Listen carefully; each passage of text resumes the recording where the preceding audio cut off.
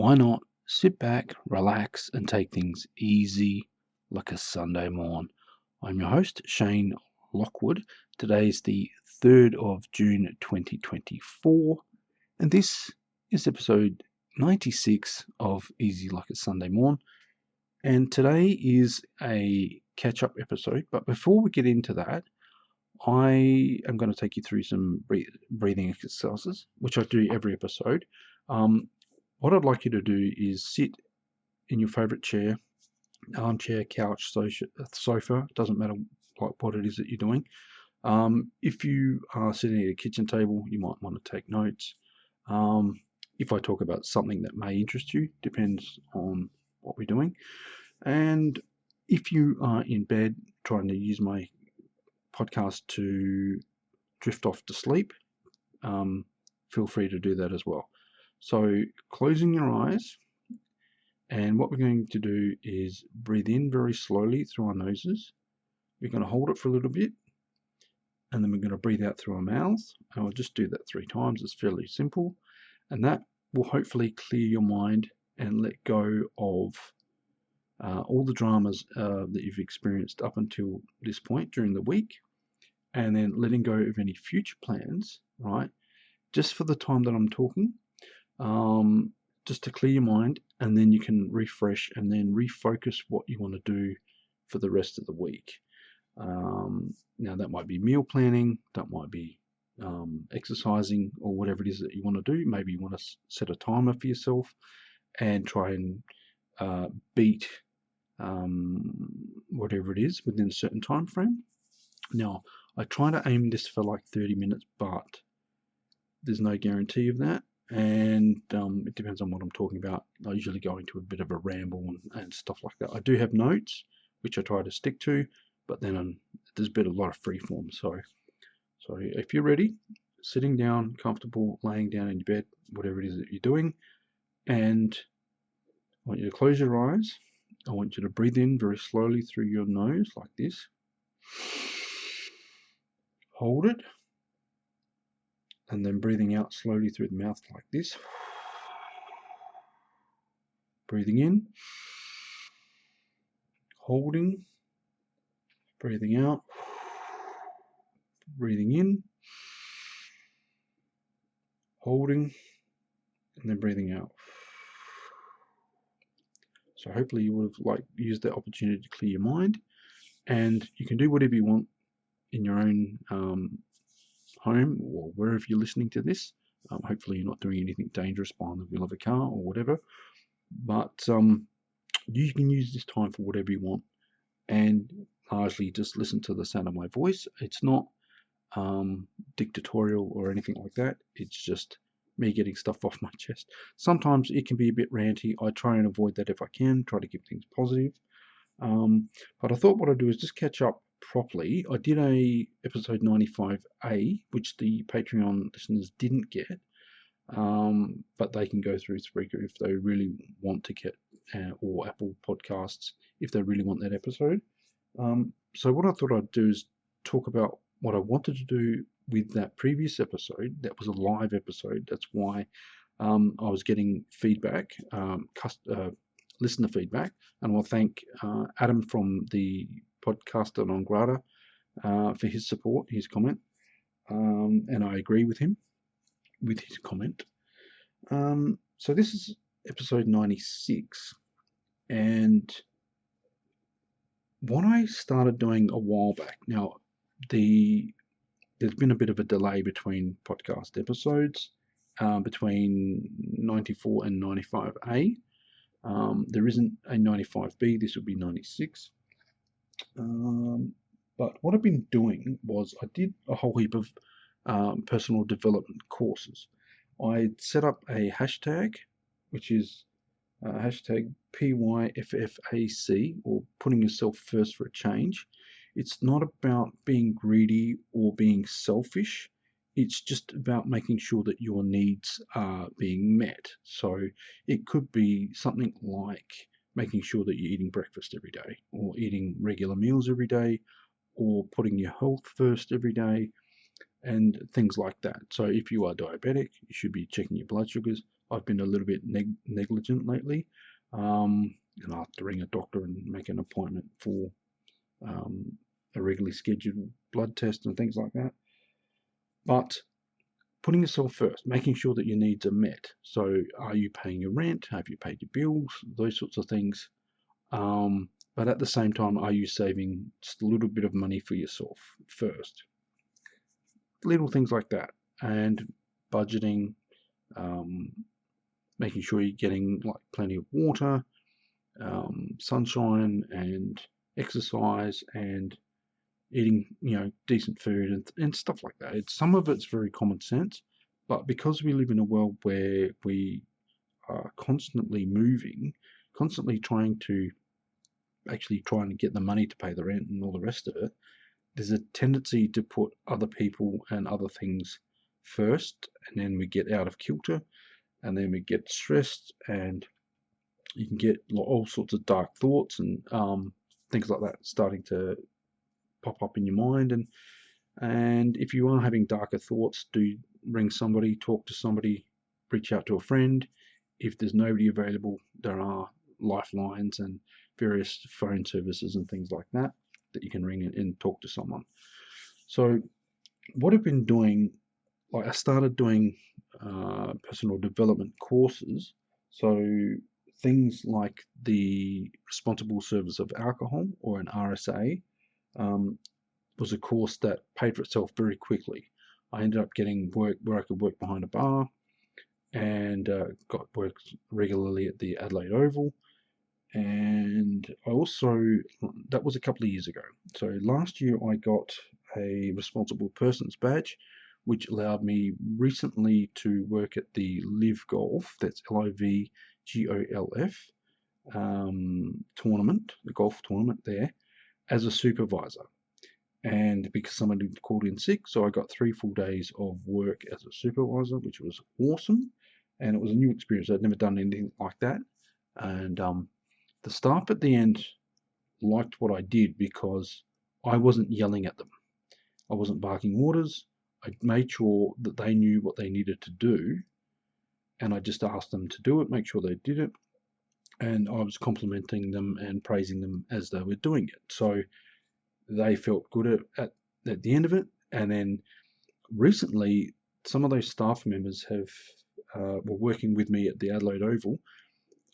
We're at the same level. I wasn't a supervisor then, but they come up, they're friendly and things like that. So you can make sort of friendships, semi-friendships with your co-workers. It's not always a good idea to do that, but if you treat them like human beings, they will respond like human beings. And I did a barista course at the end of last year. That hasn't paid for itself. Somebody, a friend's sister worked at a 24-hour bakery cafe kind of thing, and I went in. They said, oh, they're looking for workers. So I went in, had a 1-hour unpaid job thing, and the guy was sort of like monitoring what I was doing, but there wasn't that many customers in the store, so I just went through and swept the floor and did whatever I was asked. And he said, oh, yeah, well, your time's up, and I'll ring you at the end of the day if you get the job, sort of thing. Now, I knew as soon as he said that I didn't have the job, because it would have been an instant, yeah, you can come in tomorrow or whatever, right? And so I wasn't a proper fit for his business. I was a little bit anxious as well, but a little bit of anxiety, and it would have been a bit of a stretch for me. They had this really old cash register, and I had no idea how to use that. I'm used to using touchscreen cash registers, but they did have a new one, but they were still in the process of setting it up and transferring over and stuff like that. So if it had been like a couple more weeks later, I think I probably would have thrived in that environment very quickly. But yeah, so the barista course didn't pay for itself. I did a basic gaming course, which allows me to work in gaming rooms. And if you don't know, if you're listening overseas and you don't understand what that is, a gaming room is a room that has like poker machines or one-armed bandits, slot machines, or whatever you want to call them, the gambling machines. So that allows me to work in those environments, but that hasn't paid for itself yet either. I did go to a job and careers expo, and I found the business card of one of the companies that owns a lot of the local hotels, and there's a local hotel that I'm going to apply for work through them. There's an expression of interest, but not an actual proper position, because they are like a family group. So they're looking at expanding and then bring in more employees and things like that, which should be really good. I also, because it's a local business, I'm hoping that I can get, and because they close at like 2 a.m., I'm hoping, well, at least the gaming room does, I can get those late night shifts as well. And it's within walking distance, so security is not really a problem. And I mean, if they really are going to push me on it, I can always catch like a taxi or an Uber. I use Didi, not Uber. That's Didi, and they're a company that offers like heavy discounts and things. If you are using their service, I try and use public transport where possible. It's a lot cheaper, and I usually buy like a 2-week ticket, and depending on when I'm working and when I'm not, I'll try and save money where I can. But yeah, so I'm looking for full-time work at the moment. What I'm doing in terms of work is last year I was working with one company, and beginning of the year, everybody's still sort of recovering from Christmas and things like that. So a lot of businesses are on holiday. So there's not a lot of work around. So what I did was, instead of trying to work for one company that just wasn't giving me any work, they're actually stonewalling me and discriminating against me. Now I'm still employed on their books, but and I'll be working with them Tuesday and a few other things, but it's sporadic work, and it's annoying because they're looking for kitchen hand staff, but they won't give me a look in, right? So they're mainly aiming at like a younger demographic, but they can't really discriminate against me because of that, but they are. So what I did was I signed up with about 3 or 4 other companies, and then I ended up with a full-time job at a call center. I lasted there about 6 weeks, and it was a toxic environment. I needed to leave. I was having anxiety attacks and things like that. And even to this day, I still get, around this time of year, I'll still get anxiety attacks. But I had signed up with multiple companies, and those multiple companies offer sporadic work around events and things like that. So I'm still looking for full-time work, but I'm just pottering around here and there, and largely surviving on last year's tax return and a few other things. I sold like a whole heap of crypto, which I don't endorse, I don't condone, because once the tax department knows that you've got crypto, you get flagged, and then when you go to do your taxes, an accountant can actually charge you more because they think that they're going to have to add an extra couple of hours onto their thingy, what do you call it, their consultation time and things like that. But it won't be like that at all, not this time around, because I have stayed off the exchanges. I use my primary crypto, if I was to do anything at all, is one called Hive, and that's one that I get paid for the social media stuff. So if you see me taking photos of my food, it's because I'm posting it to a platform that pays me to do that. But I'm leaving that Hive as a reserve, so I can be able to pay my rent in an emergency situation and things like that. So that's what I'm doing, like, financially. There's an app called Okay, so I work for Ticketek MacArthur. They sell tickets to sporting events and what else? The theatre events and things like that. So you may see me posting photos of me wearing like a black shirt, and I'll be at the Adelaide Oval, the State Theatre, or the Festival Theatre. Oops, excuse me. I should have turned my phone off. Um, but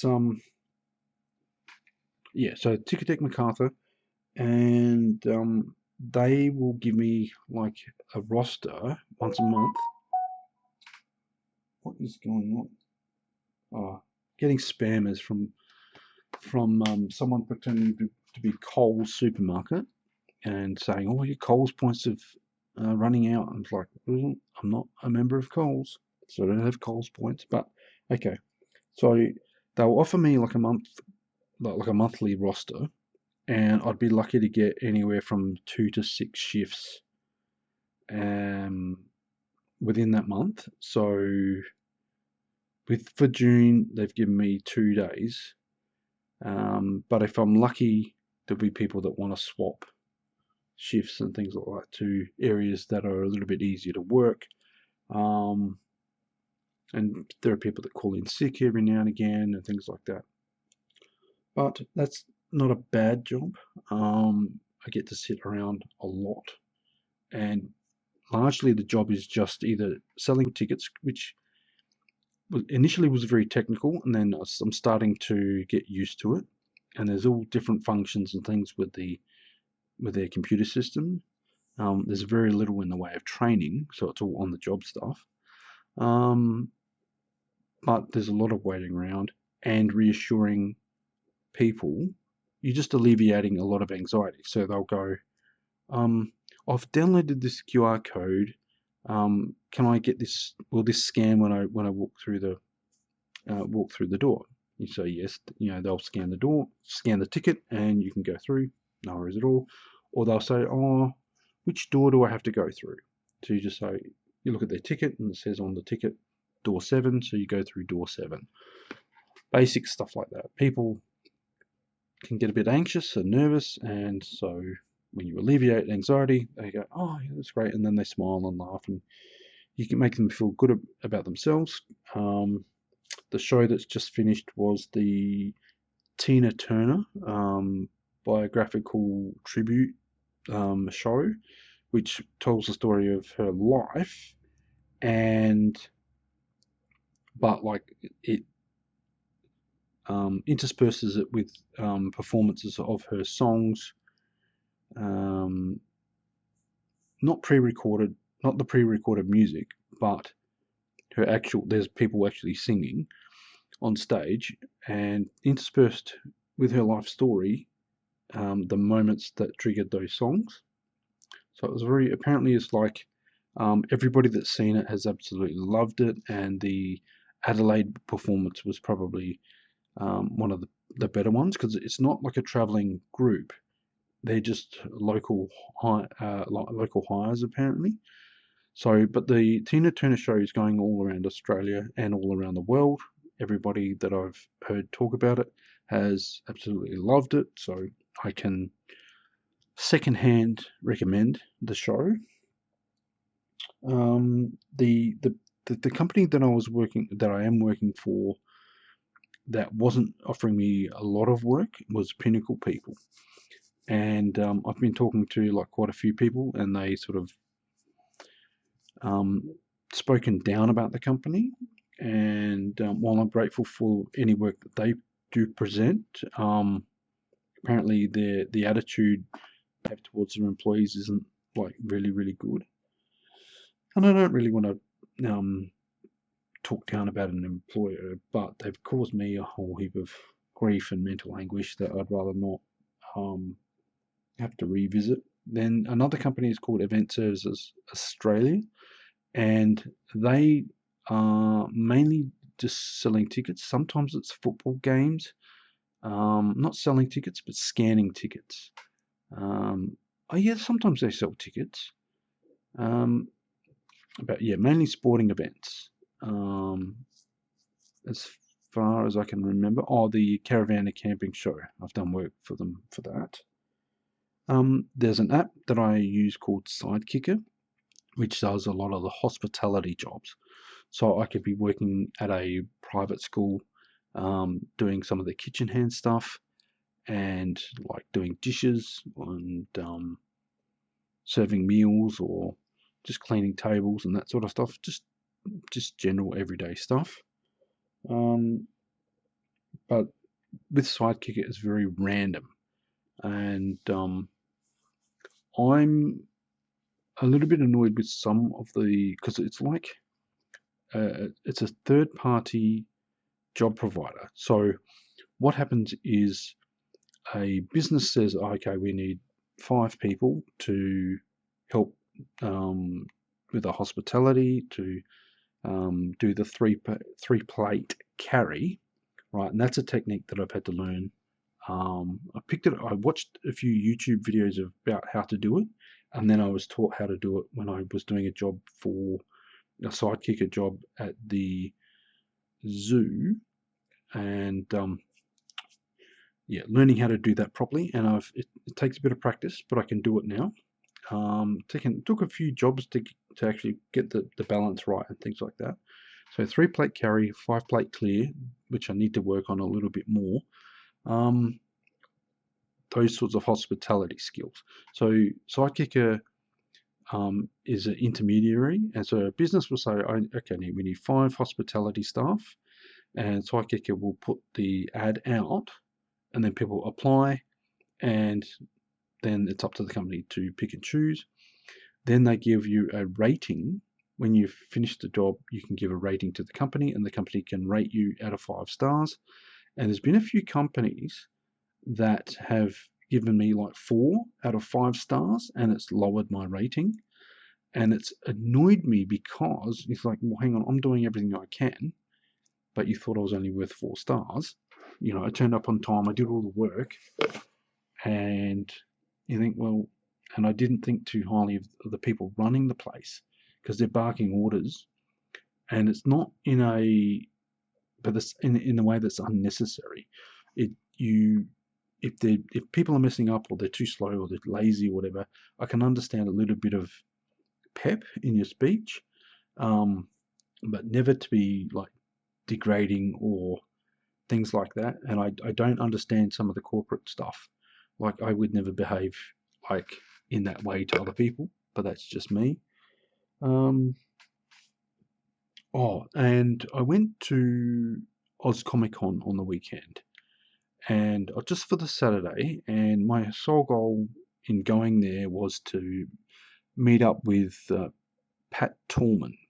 Now, Pat Tallman has starred in like a whole heap of horror movies, and she was in, as a stunt woman and as an actor, she was like a background actor in Star Trek: The Next Generation, Deep Space Nine, and I'm not sure about Voyager. But she did the stunts for Laura Dern in Jurassic Park. She was in Evil Dead 3. She was in the Night of the Evil Dead, Night of the Living Dead, the 1990 remake, where Barbara, instead of being a victim, she's a protagonist.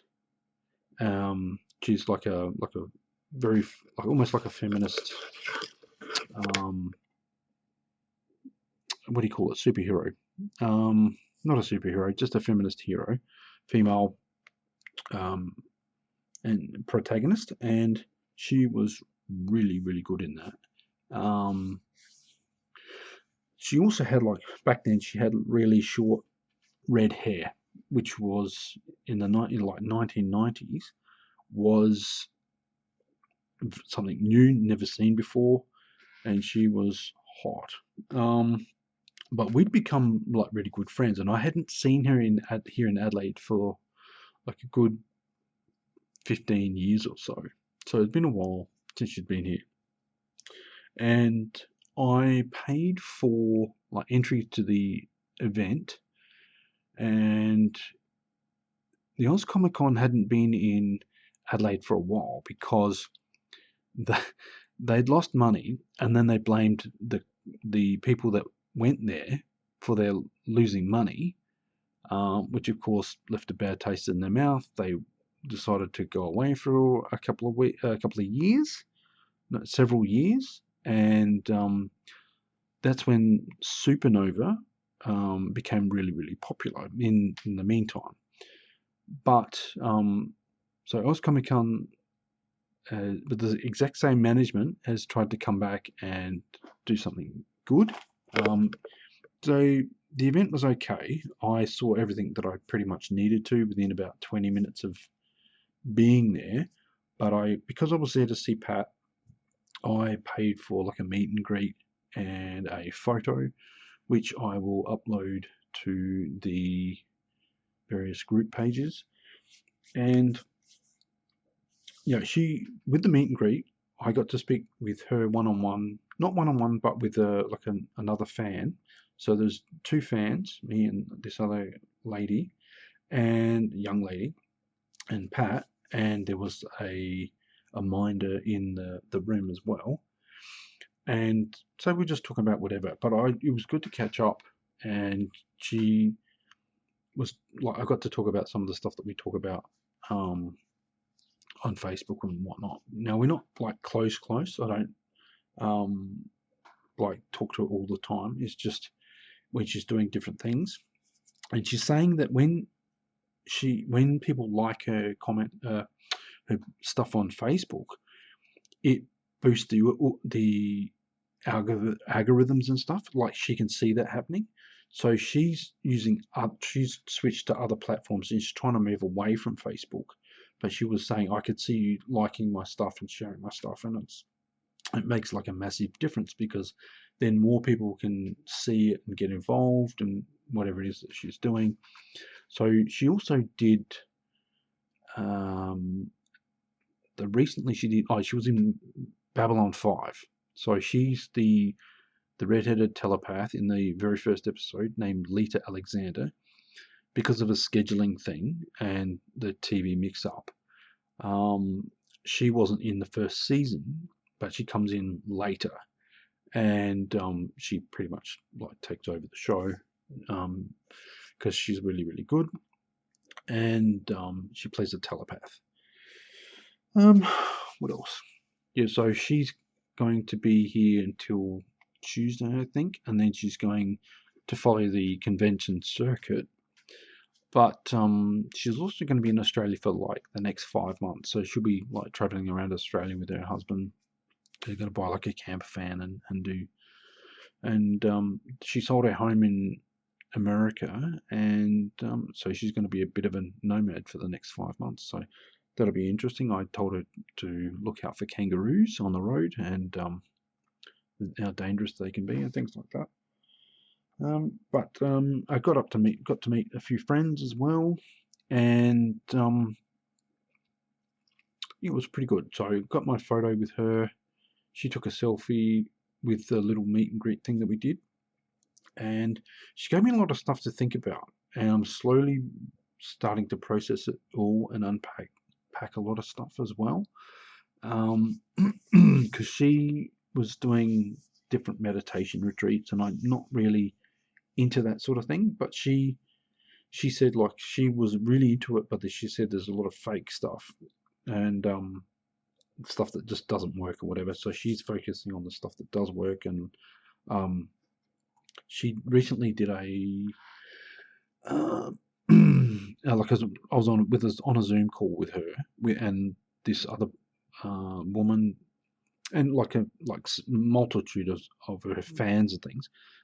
This woman named Philippa, I think Philippa Bagley, and she was doing like this emotional quotient when it comes to money and finances and stuff.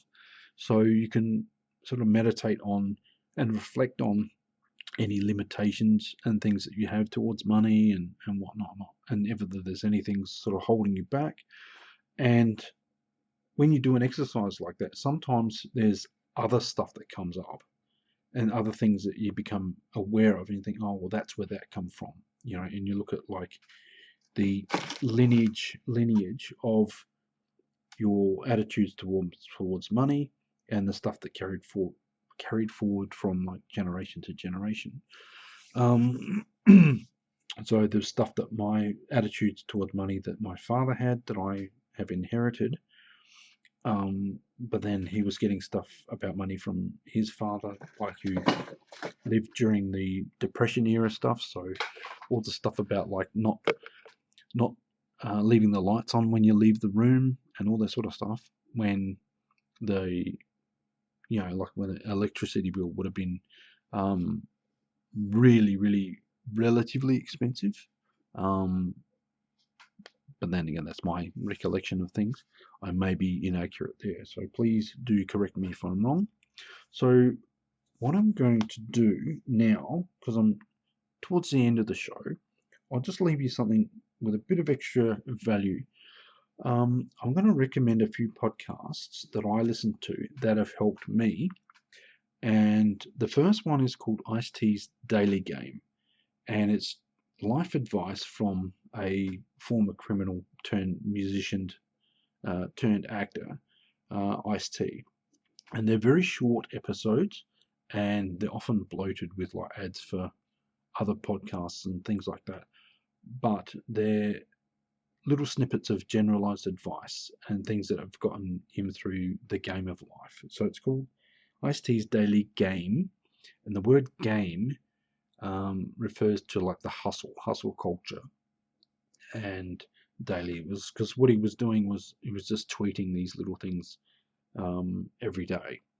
So he goes into a bit more in depth, explaining where those things came from and who told them, who said those things to him, and what they mean to him, and things like that. And there's like something like 280 episodes. But it's a very, very good show. In terms of politics, there's one called The Midas Touch, and Midas is spelled Meidas, I think.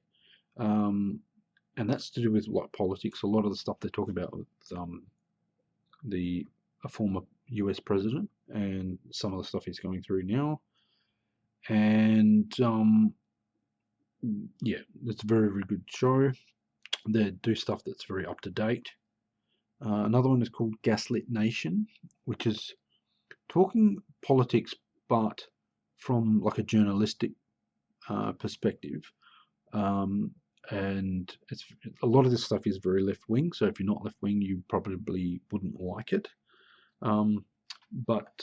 Yeah, like they have like a very, very interesting insight into like usually American politics, but sometimes global politics. But if you're interested in a podcast where you want a bit of fun and just easy listening, let it all go kind of thing, there's one called Hello from the Magic Tavern, and it's been going for about 9 seasons now. And yeah, it's really, really good. It's entertaining. It's like an improv of this guy who he goes through a interdimensional portal. He drives through it with his car, and he ends up in a mystical, fantastical world, like a Dungeons and Dragons kind of world. And he's still getting a signal from the Burger King at the back of like from the car park. So he drives through the car park in his car, drives through a dimensional portal, ends up in this fantasy world, and his best friends are in that fantasy world are a shapeshifter in the form of a badger named Chunt and a wizard named Usador.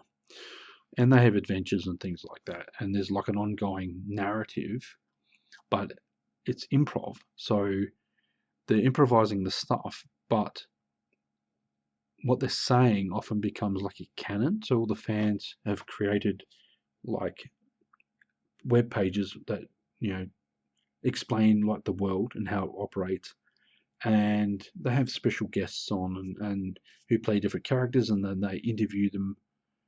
So it's basically like a podcast interview show with a panel, but they're explaining the world from the viewpoints of different characters and things like that as well. So it's very good, very entertaining. Lots of puns, which I love.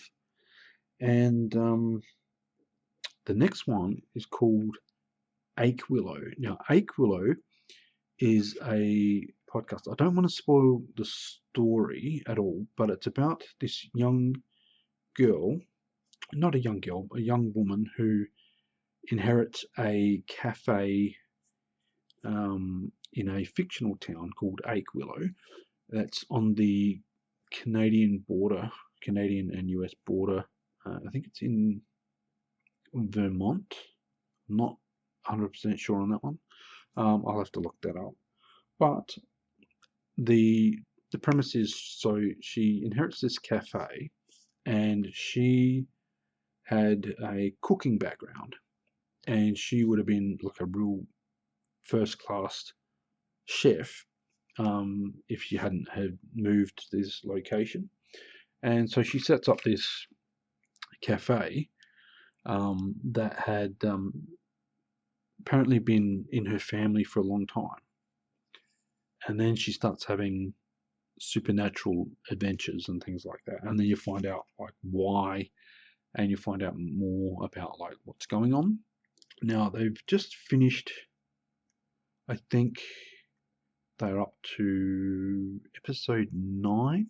Like the first season was 6 episodes, and they've released another 3 episodes of the second season, and I'm really enjoying it. I have trouble sometimes tracking the story, because I'll have to go back and re-listen to it a little bit, because I don't have a mental image of the characters and their interplay with each other, the interrelationships with each other. So like she's got a whole heap of friends, but then she's got enemies as well that are in this I don't want to say fantasy realm, but there's magic involved, and witchcraft, and demons, and undead, ghosts, that kind of fantasy kind of world. That was a bit of a spoiler, but it lets you know what's going on with that world. So it's purely entertaining, and I wish the fan base would create fan art, and so you could see who the characters were, and so you'd know what all the characters were, and so on and so forth. So it's a family friendly, for the most part, podcast. Anybody can listen to it, and yeah. So thank you very much for listening. I hope that I've been entertaining, and I do need to get back into the saddle and complete my goal of like having 100 episodes for this particular podcast, and I think I'm doing well. I've got another 4 episodes after this, and I will have some more podcast recommendations in the next episode. And for those of you who have listened for this long, I will give you the secret code, which you can let me know that you've listened to the show by whatever social media platform you find this on. And the secret code is Calvary. That's CALVARY. I've just found that on a business card for a hospital that was offering employment. So there's that.